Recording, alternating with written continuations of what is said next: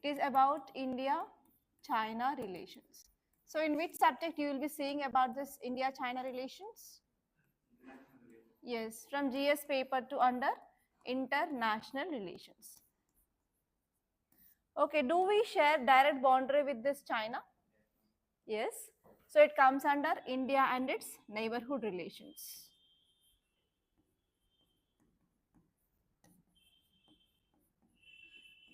Okay. Tell me what are the issues between India and China? Okay, border issue. Next. Okay, maritime. How maritime issue? Do we share direct maritime boundary? No. Then? So other issues? Economy? Okay. Trade issues? Okay, next.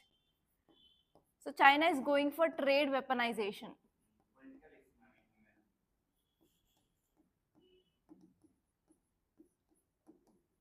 Okay, political issue. For example, United Nations Security Council, India is asking for permanent membership, but it is stopped by China. Next, China's aggressive expansionist policy.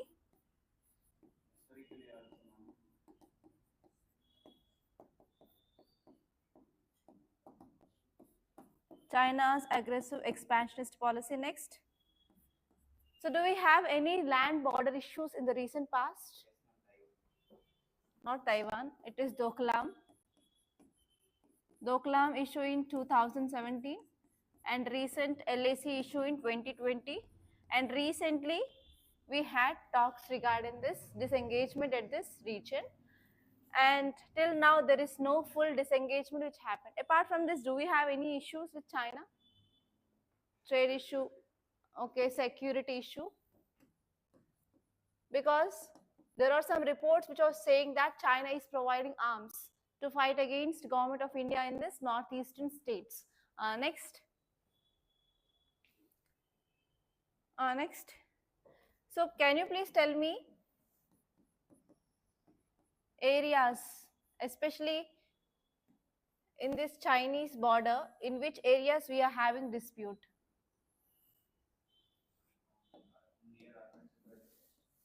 LAC region and this part and entire this Arunachal Pradesh region. Okay, so this part is our western sector, this is central sector, and this is eastern sector. So what is the issue in this eastern sector? For which area they are fighting for? Yes, Tawang region. So why Tawang region? Okay, it is very much famous for Buddhist monasteries.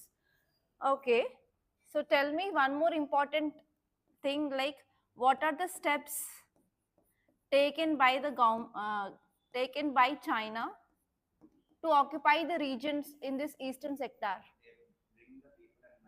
What is that? Development of model cities or model villages. Next, and they are also supplying arms. Next, any other steps taken by China? They are going for water dam projects, so that they want to control water on river Brahmaputra which is entering into our country, so that will be affecting water security in this region. Next, apart from that, what they are doing in this eastern part? Okay, to counter this, what are the measures taken by Government of India?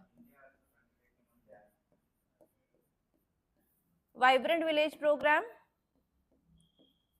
Next, India is coming up with vibrant village program. Apart from that, we have BRO. What is this BRO? BRO, Border Road Organization, which is developing infrastructure along this India-China border. Apart from that, come on, revise this IR. Okay, government is providing citizenship for minority people who entered into India from 3 different countries. What are those countries? Pakistan, Afghanistan and Bangladesh. So how many communities? 6 communities. Is Muslim communities present? No. So there is one more article in your today's newspaper regarding the Citizenship Amendment Act of 2019. Okay, so this is some background that you have to know regarding this India-China relations. So actually this article is saying that first special representatives meetings which happened between India and China in this 5 years. And in this first special representative meeting, so especially National Security Advisor and as well as Chinese Foreign Minister, they talked about two important things. So first one is disengagement along LAC, and second one is they want to restore bilateral relationship between India and China, and they want to go for resumption of this Kailash Manasarovar pilgrimage. So where is Kailash Manasarovar is located? Tibet. So if what it is famous for, Kailash Manasarovar, which god? Lord Shiva. So especially from India, many pilgrimages they will be visiting this Kailash Mansarovar Yatra every winter.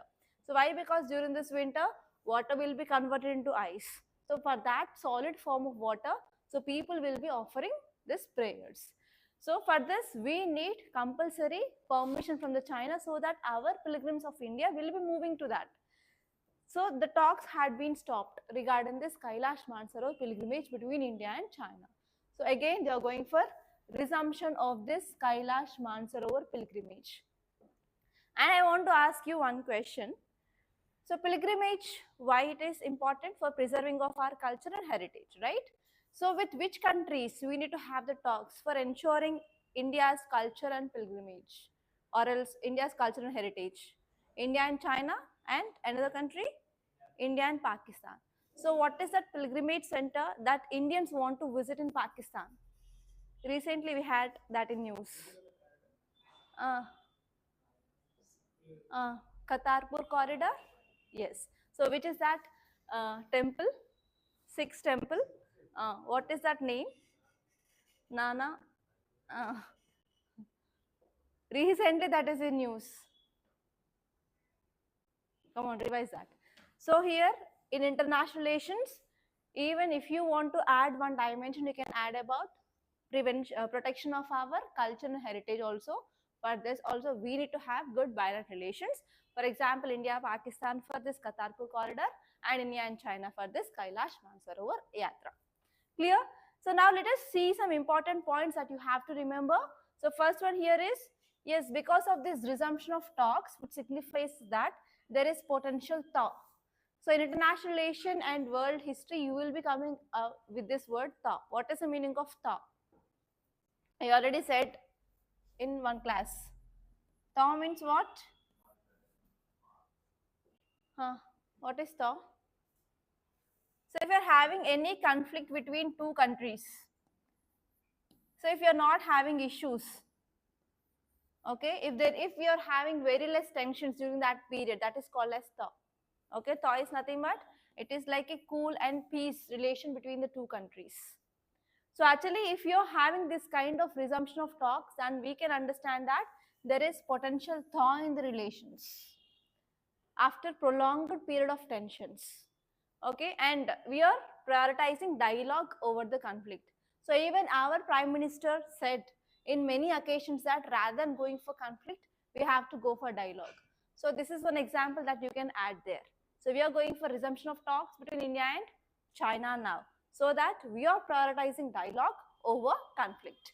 And next one here is, yes, we can learn lesson from the past, like past military standoffs. For example, you can take example of Doklam Valley incident, which happened in 2017, and this one is recent LAC standoff from 2020 onwards.